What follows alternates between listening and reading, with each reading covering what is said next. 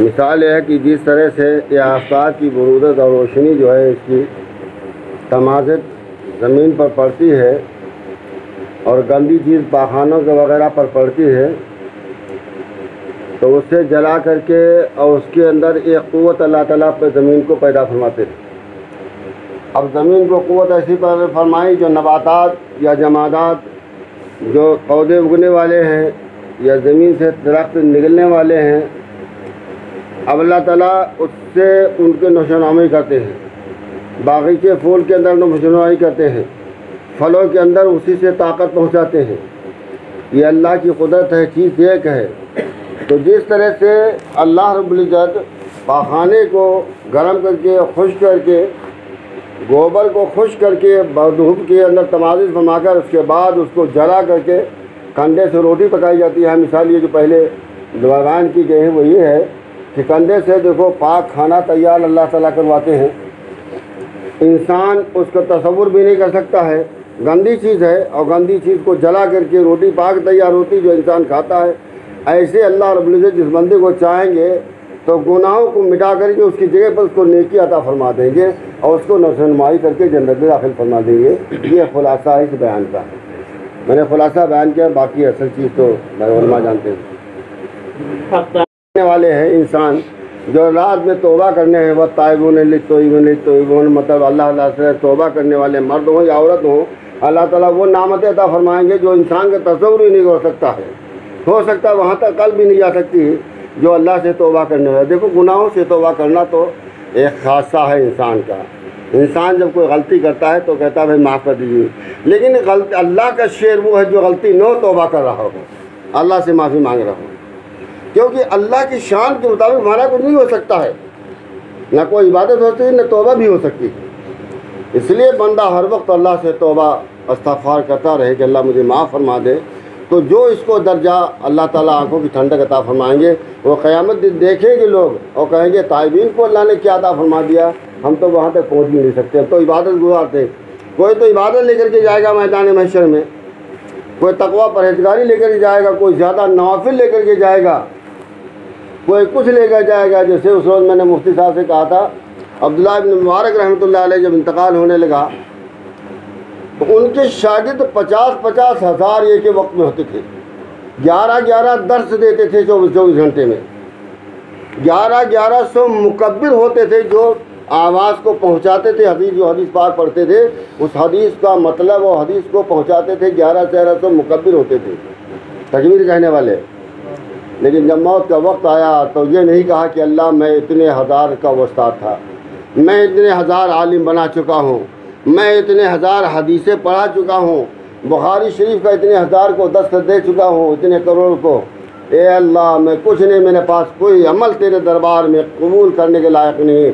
अपनी दाढ़ी सुबह पकड़ी और गालों को ज़मीन पर रगड़ने लगे और कहने लगे बस मेरे मौला दाढ़ी सुबह पकड़ी बर्बादी, मेरे पास कोई अमल नहीं।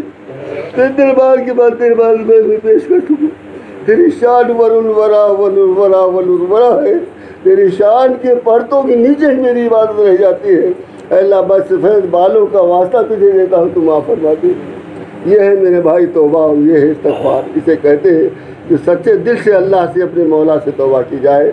उसका बयान चल रहा है कि जो ताइबीन होते होंगे, जो अल्लाह से तौबा करने वाले होंगे, उनका तो दर्जा होगा, वो इबादत वाले उनका दर्जा नहीं पा सकते।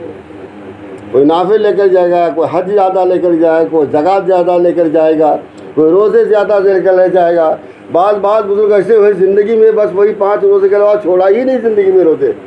बाल बुजुर्ग ऐसे हुए कि 5000 नवाफिल रात में रोज़ाना पढ़ते थे, लेकिन बुढ़ापे की वजह से फरमाते हैं कि 3000 रह गई, 2000 नहीं पढ़ पाता हूँ। समझो आज के दौर में कोई 1000 रोज़े पढ़ कर जैसे दिखाए बड़ा पहलवान हो, समझो। लेकिन अब मेरे भाई, लेकिन तौबा करने वाले जो दर्जा लेकर जाएंगे वो उनका दर्जा पसंदा हो जाएगा तौबा करने वालों का। क्या समझा है आपने? तौबा है, तौबा। इसलिए अल्लाह से हर वक्त तौबा करते रहे, अल्लाह से माफ़ी मांगते रहे। गलती हो जाए न हो जाए, आँख गलत देख ले फ़ौरन तौबा निकल जाए, अल्लाह माफ़ फरमा दे, मेरी आँख ने गलत देखा है, अल्लाह माफ़ फरमा दे। पकड़ न फरमाना, वरना मैं हिलाक हो जाऊँगी, मेरा कोई गलती नहीं देखी, अल्लाह मुझे माफ़ फरमा दे। उसी को तो माफ़ी मांगे अल्लाह से। वो इंसान अल्लाह का मकबूल बंदा हो तो उनका चला जाएगा। हक़ ताला तय्यबीन लुगात की किताब होती है जो लुगत, तो उसे उलमा लोग पढ़ते हैं, ये लोग जानते हैं उलमा लुगात में क्या होता है। लुगात में, लुगत के अंदर नुक्ता पर नुक्ता निकाला गया है, नुक्ता पर नुक्ता। सवाल करता, सवाल का जवाब भी दिया गया, जवाब का फिर जवाब, जवाब का जवाब, जवाब का जवाब, इस तरह से उसके अंदर जवाब है। तो ये लोग भी नहीं पा सकते हैं तौबा करने वाले को क़यामत के दिन। लुगात वाले जो अक़ल से बात को तशख़ीस करने वाले और अपने मतलब अल्लाह को राज़ी करने वाले, ये नहीं पा सकते लुगात की तरह से। और इन्हीं तसर्रुफ़ात अजीबा से ये भी है कि हक़ ताला ने ख्वाब के अंदर बेदारी को रख दिया है। आदमी सो रहा है और ख्वाब में बेदारी की तरह अजीब अजीब बातें देख रहा है। देखो इंसान ख्वाब है, ये भी एक अल्लाह का करम है कि आदमी ख्वाब सोता है और अजीब कहाँ टहल रहा है, बैठ लेटा यहाँ है, बैतुल्लाह कोई टहल रहा है, कोई अजमेर शरीफ टहल रहा है, कोई कहीं टहल रहा है, कोई टहल रहा है। ये अजीब, अल्लाह ताला सोता भी है, सुलाता भी है और अजीब अजीब ख्वाब के अंदर उसको मंजर दिखाते हैं ताकि वो बेदारी की हालत में, हालांकि अब जागने पर कुछ नहीं रहा, बादों को जागने पर रहता है, ऐसी बात नहीं। बाद अल्लाह वाले हैं जो जागने पर भी वो मुंतकिब रहता है, याद रहता है, और बाद रहते हैं कि पूरी रात का देखा हुआ सब भूल जाते हैं, सुबह आँख खुलती तो गायब हो जाता है। लेकिन बेदारी की हालत में जैसे टहलता है, ऐसे ख्वाब की हालत में भी इंसान टहलता है और देखता है चीज़ों को। ये अल्लाह अपने फजल से इंसान को दिखाते हैं। ये मंजर क्यों दिखाते हैं कि तुम इंसानों समझ लो कि जैसे बेदारी में तुम जागते हुए, होशियार होते हुए तुम चीज़ों को देख रहे हो, अपने अंदर समा रहे हो, मुल्कों की खबर रखते हो, बम्बई दिल्ली मद्रास टहल रहे हो ज़िंदगी में, ऐसे तुम ख्वाब की हालत में टहल रहे हो, ऐसे अल्लाह ताला तुमको क़यामत दिन सारे मंजर को सामने कर देगा। इसलिए अल्लाह ताला दिखाते हैं ताकि बंदे इबरत हासिल करें, अल्लाह को पहचानने वाले बन जाएं। लेकिन आज आदमी इबरत को हासिल करने के बजाय बल्कि अल्लाह से दूरी हासिल कर रहा है और अल्लाह से ताल्लुक़ तोड़ चुका है। अल्लाह का ताल्लुक़ जो था वो तोड़ चुका है, दुनिया से ताल्लुक़ से जोड़ दिया है, दुनिया की मोहब्बत दिल में घर कर ली है। आज दुनिया है या इंसान, हाय माल कहाँ मिले, माल कैसे बने, औलाद कैसे बने। अरे रिज़्क़ुकुम फ़िस समाए, अल्लाह फरमा रहे हैं तुम्हारा रिज़्क़ आसमानों पर, तो औलाद का रिज़्क़ आसमान पर नहीं भाई, तुम्हारा रिज़्क़ आसमान पर, औलाद का, तुम्हारे पोते पोतों का रिज़्क़ आसमान पर है, सबका रिज़्क़ आसमान पर है। तुम बनाना बेवकूफ़ी है, तुम अपनी फ़िक्र करो कि मैं कब्र में जाऊँगा तो क्या लेकर जाऊँगा, मैदान मशर में जाऊँगा क्या लेकर के जाऊँगा। मेरा भाई अल्लाह को राज़ी कर लिया, चाहे जितनी हज कर ले, चाहे जितना उम्रा कर ले, चाहे जितना कुछ कर ले आदमी, और चाहे जो कुछ भी कर ले, चाहे जितनी इबादत कर ले, मकसद है अल्लाह राज़ी हो जाए। मकसद क्या है भाई? अल्लाह राज़ी, अल्लाह राज़ी हो गया सब काम बन गया। अल्लाह राज़ी नहीं है तो काम बिगड़ गया। हुकूमत चाहे हो, माल हो, कुछ भी हो, लेकिन कुछ काम न देगा। मौत के वक्त सब छीन जाता है, चला जाता है, दूसरी घाट चला जाता है। इसलिए रिज़्क़ सबको कौन देता है भाई? अल्लाह देता है, अल्लाह पहुंचाता है। रिज़्क़ुकुम फ़िस समाए, कहते हो हमारा लड़का बेइस है, कमा नहीं पाता है, बापाइज है, अरे भाई उसका रिज़्क़ भी अल्लाह की ज़िम्मे पर, तुम्हारे ज़िम्मे पर नहीं।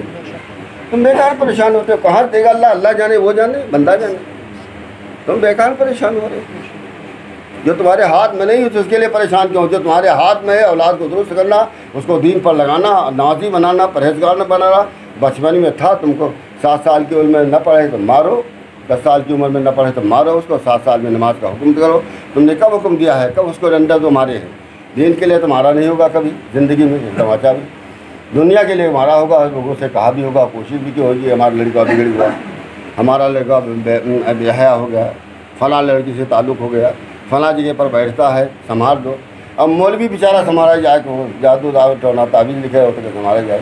तुमने बिगाड़ दिया है, बिगाड़ा खुद लड़के को है, अब मौलवी बेचारा कहाँ से संभाल पाएगा, जो संभालेगा? समझो। इसलिए भाई यकीन करो कि अल्लाह रिज़्क़ देने वाला है। सारी मखलूक को अल्लाह रिज़्क़ तन्हा रिज़्क़ देता है। मछलियों को वो देता है, कीड़ों को वो देता है, शेर चीता भेड़िया को वो देता है, दरिंदों को वह देता है, सबसे बदसूरत मगरमच्छों को बनाया अल्लाह ने, उसको भी अल्लाह ही रिज़्क़ देता है। सबको अल्लाह रिज़्क़ पहुँचाता है, किसी को भूलता नहीं। कोई मांगता है अल्लाह से, वो अल्लाह चूकता नहीं। ख्याल भी ये नहीं कि ख्याल बदल जाए, नहीं होता है हमारी तरफ से कि यार भूल गए, ये बात याद नहीं रही, वो भूलता नहीं।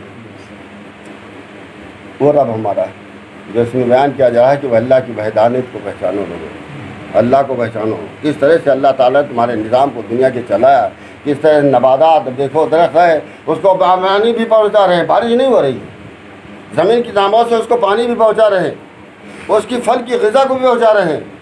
आम का फल रहा है, उसमें मीठा फल भी अल्लाह बना रहे हैं। बोलो भाई, कौन सी आपने शक्ल डाल ली है? अल्लाह अपनी कुदरत से बना रहा है, बंदो देख बात कहता है कि अरे बंदो मेरी कुदरत को पहचानो, मेरे रब होने को पहचानो, मेरे अल्लाह को ज़ात की, मेरी अल्लाह के, मैं अल्लाह हूँ, मेरी ज़ात को पहचान लो। देखो मैं कैसी कुदरत से किस तरह से किसको पालता हूँ, कैसे फल पे देता हूँ, कैसे इंतज़ाम करता हूँ तुम्हारे लिए, तुम्हें तो तकलीफ़ न होने पाए, और तुम हमें भूल चुके हो। अल्लाह गिला करते हैं कुरान पाक में, तुम हमें भूल चुके हो, हमारी नामतों को तुमने ठुकरा दिया, हमारे इनामात को तुमने पामाल कर दिया, आवाज़ तुम हमको भूल चुके हो, हमें याद नहीं रखते हो, हमारा नाम भी तुम्हारी ज़ुबान पर नहीं आ रहा है। इसी तरह आशिकी के अंदर माशूकी रख दी है, यानी हक़ ताला का जो मुहिब हो जाता है वो हक़ ताला का महबूब भी हो जाता है। और ए अल्लाह, आपकी अजीब कुदरत है कि इज़्ज़त और ख्वाजगी को आप दिल्लत फ़क्र में पिन्हा कर देते हैं।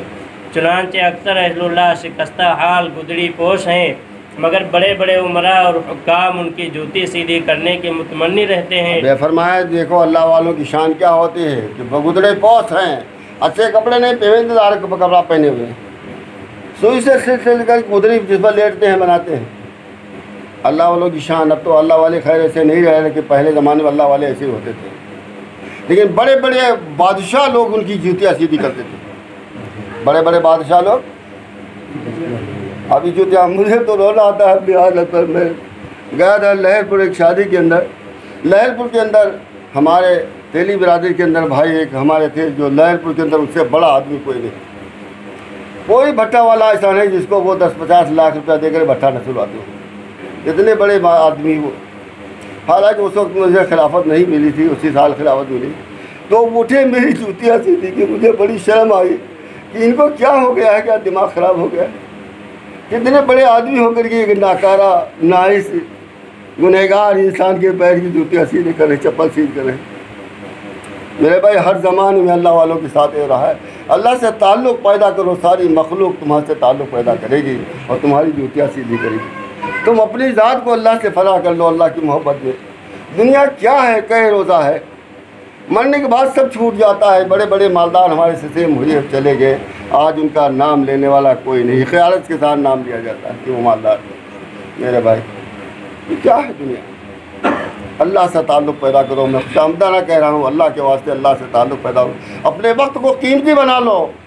खुदा की पाक कसम सारी दुनिया रो रही होगी मौत के वक्त, और तुम्हारे सामने जन्नत अल्लाह कर देंगी कि ले देख बंदे ये तेरा ठिकाना है। अल्लाह तखाफू वला तहज़नु वाबशिरू बिल जन्नति लती कुंतुम तुअदून। आए बहने बंदे गमगीन क्यों हो रहा है, खौफ क्यों खा रहा है, ये तेरे लिए जन्नत मैंने तैयार कर रखी, अल्लाह फरमाएंगे, और जन्नत सामने कर दी जाएगी, ये देख तेरा ठिकाना है। अब बताओ उस वक्त तुम्हारे रोने को देखेगा कि अपनी जन्नत को देखेगा? बोलो भाई, तुम्हारे प्यार को देखेगा कि जन्नत को देखेगा? वो सब दुनिया की आयश भूल जाएगा, कुछ नहीं चाहिए। वो कब ख्याल करेगा कब मेरे जिस आंसरी से रूह परवास हो मैं इसमें चला जाऊँ, मेरा ठिकाना तो ये है, अल्लाह ने बनाया है। ये मेरा कब होगा जिन्होंने अल्लाह को पहचान लिया, अल्लाह को पहचान लिया।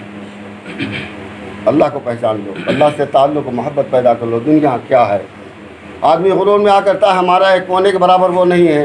ये तो क़यामत दिन पता चलेगा कौन पानी में था, कौन ऊँचे पर था, कौन बोरिया पर बैठने वाला कामयाब है आज के दिन, और कौन घोड़े पर सवार होने वाला नाकाम है आज के दिन, कौन कार और बंगले में रहने वाला नाकाम है आज के दिन, और कौन फर्शकाक पर लेटने वाला बिछौना भी नहीं है। आज कामयाबी किसके लिए है, आज कामयाबी किसके? अल्लाह फरमाएंगे बोलो आज कामयाबी किसके लिए है? कहाँ है वो बादशाह कहते थे मैं हूँ। आज किसी लिए हुकूमत है, कोई जवाब देने वाला नहीं होगा। तो फिर फरमाएंगे वाहिदुल क़हार, आज की हुकूमत के जो है वो अल्लाह के लिए है, अल्लाह जब्बार और क़हार के लिए है। मेरे भाई तो अल्लाह को राज़ी कर लो, जब जब्बार और क़हार है समझो, उसकी ज़ात फना होने वाली नहीं, उसकी क़ुव्वत कभी मिटने वाली नहीं, उसका फरमान कभी ख़त्म होने वाला नहीं, उसके सब नीचे हैं, सब नीचे हैं, सब नीचे हैं, और क़यामत तक नीचे रहेंगे। वो आला और अफजल है, वो मालिक और मुख्तार है, पूरी कायनात का मालिक और खालिक है। समझो भाई, उसको राज़ी कर लो। हर नेक बंदे का यही कहना है, उससे राज़ी कर लो। तकरीरें आपने बहुत सुनी होंगी, वाज़ बहुत सुने होंगे, एक से एक लच्छेदार उलमा की तकरीरें सुनी होंगी, लेकिन दर्द के साथ किसी के बंदे के सबजा से दिल का होगा कि अपने अल्लाह को राज़ी कर लो। मेरे भाई, जो अल्लाह को राज़ी कर लेगा कामयाब होगा, जो अल्लाह को नाराज़ करके गया नाकाम करके गया, चाहे बादशाह क्यों न हो वक्त का। मेरे भाई। इसलिए अपनी ज़ात को बनाओ, अपने अल्लाह वाला बना लो, अल्लाह वालों से ताल्लुक़ पैदा कर लो। अल्लाह वालों के बारे में हज़रत अल्लामा रूमी रहमतुल्लाह अलैह ने लिखा है कि जो शख्स थोड़ी देर एक साथ कितनी होती है? 1 मिनट में 24 सातें होती हैं, 64 सातें होती हैं। 1 मिनट में कितनी भाई? इसी वक्त में आमिल भी था। 1 मिनट में 64 सातें होती हैं, जिनको हिंदी में घड़ी कहते हैं। 64 घड़ी होती है 1 मिनट के अंदर। 1 मिनट के 64 घड़ी, एक घड़ी किसी अल्लाह के लिबास बैठ जाना, फरमाया 100 साल की इबादत से अफजल है। बिना फरमाया 100 साल की इबादत से अफजल है।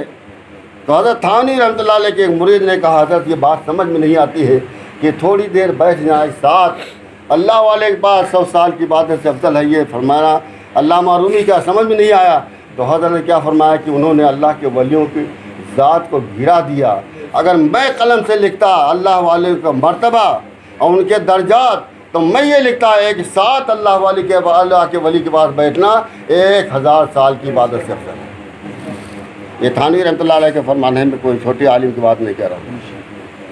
थानी रहमतुल्लाह अलैह फरमाया 1000 साल की इबादत से अफजल है। समझो, सोहबत ताली तुरा साली कुनत और सोहबत ताली तुरा ताली। शेख सादी अलैहि ने फरमाया है सोहबत अच्छों की असर करो। अच्छा, एक साथ बैठे सिर्फ फरमाया हदीस पाक के अंदर कि एक जा रहा होगा, अल्लाह मैदान महशर में कहेंगे कि बता तो तुझे माफ़ करना चाहता हूँ, क्या तू मेरे वली के पास बैठा कभी? तो कहेगा बंदा कहेगा है मेरे मौला, मैं वली से नफ़रत थी, कभी तेरे वली के पास न बैठा और न गया। तो अल्लाह ताला फरमाएंगे अच्छा मेरे वली के पास बैठने वाले के पास कभी बैठे हो? वो कहेगा कि हाँ बार इलाहा जा रहा था तुम्हारे वली के पास बैठ करके, रास्ते में बात हुई तो खड़े खड़े बात मैंने की चंद मिनट। तो अल्लाह फरमाएंगे मैं अपने वली के पास बैठने वाले के तो तुझे भी माफ़ कर रहा हूँ। और दुनिया में कोई इज़्ज़त करे न करे, लेकिन मेरे भाई सबसे बड़ी है कि आखिरत की इज़्ज़त हो जाए। आखिरत में अल्लाह कहते हैं ये मेरा है, नबी पाक सल्लल्लाहु अलैहि वसल्लम कहते हैं ये मेरा है, काम बन गया मेरे भाई। दुनिया कहे मेरा है मेरा है मेरा है तो काम बिगड़ गया, कभी बन नहीं सकता। अल्लाह हम सबको समझ और अक़ल और अल्लाह से मोहब्बत करने वाला बना दे यार। और इशारा इस हदीस की तरफ है वमा तवादा अहदुन लिल्लाहि इल्ला रफ़अहुल्लाह। हुज़ूर सल्लल्लाहु अलैहि वसल्लम इरशाद फरमाते हैं कि जो तवाज़ो इख्तियार करता है अल्लाह के लिए उसको अल्लाह ताला इज़्ज़त और सरबुलंदी अता फरमा देते हैं। हालांकि वज़ा और रफ़ा दोनों दो मुतज़ाद चीज़ें हैं, मगर हक़ ताला की कुदरत ने वज़ा के अंदर रफ़ा की शान रख दी है। ख्वाजगी पिन्हा कुनी दर दिल फ़क्र तौक़ दौलत बस्तान गुल्ले फ़क्र। ख्वाजगी को आप दिल्लत फ़क्र में पिन्हा कर देते हैं और आपने तौक़ दौलत को बांध रखा है तौक़ फ़क्र में। चुनांचे अल्लाह के लिए जिस किसी ने फ़क्र इख्तियार किया अल्लाह ताला ने उसको ऐसी बातनी दौलत अता फरमाई कि हफ्ते अक़लीम की सल्तनत भी इसके सामने गर्द है। नीज़ कितने सलातीन ऐसे गुज़रे हैं जिन्होंने अल्लाह ताला की मोहब्बत और उनकी याद के लुत्फ़ में तख्तो ताज को खैरबाद कहकर फ़क्र का रास्ता इख्तियार कर लिया है। मौलाना इलाही बख्श साहब ख़ातिम मसनवी फरमाते हैं नाम तो चूँ बर ज़ुबानम मीरवत हर गुने मुअद असल जोए शवद। ऐ अल्लाह आपका नाम पाक जब ज़ुबान से निकलता है तो हर बुने मुँह से शहद की नहर जारी हो जाती है। अल्लाह की मोहब्बत का मज़ा अल्लाह वालों से पूछो। अर्रहमान फस्अल बिही खबीरा, रहमान की शान को उनके बाखबर बंदों से पूछो। बेशक दीद लैला के लिए दीद मजनू है ज़रूर, मेरी आंखों से कोई देखे तमाशा तेरा। अब यहाँ पर लैला की मिसाल दी गई। हर शायर जो है और हर लिखने वाला लैला की मिसाल देता है। एक बादशाह वक्त ने सुना कि लैला पर मजनू बहुत आशिक है, तो उसने सोचा कि लैला हूर परी होगी, कैसी हूर परी जो देखना चाहिए। तो उसने लैला को बुलाया तो देखा कि लैला नाम पड़ा था काली की वजह से, लैल कहते रात को, इतनी काली थी कि उसका नाम ही लैला रख दिया उसके माँ बाप ने, इतनी काली थी। तो देखा कि एक आम औरत की तरह से औरत है, काली है, कलौटी है। तो कहा तू ये बता कि तू तो ज़्यादा हसीनाओं में से तो हसीना तो है नहीं, एक औरत है मामूली सी है औरत, बहरहाल काली हो गोरी है लेकिन तू है औरत, लेकिन कोई हसीनाओं में से हसीना नहीं, तो उस पर मजनू कैसे दीवाना हो गया। तो उसने जवाब दिया, लैला ने जवाब दिया कि चुप रहो, खामोश रहे, क्योंकि तेरे पास मजनू की आंख नहीं, अगर मजनू की आंख होती, उस आंख से देखता मुझे तो मुझसे ज़्यादा कोई हसीन न होता।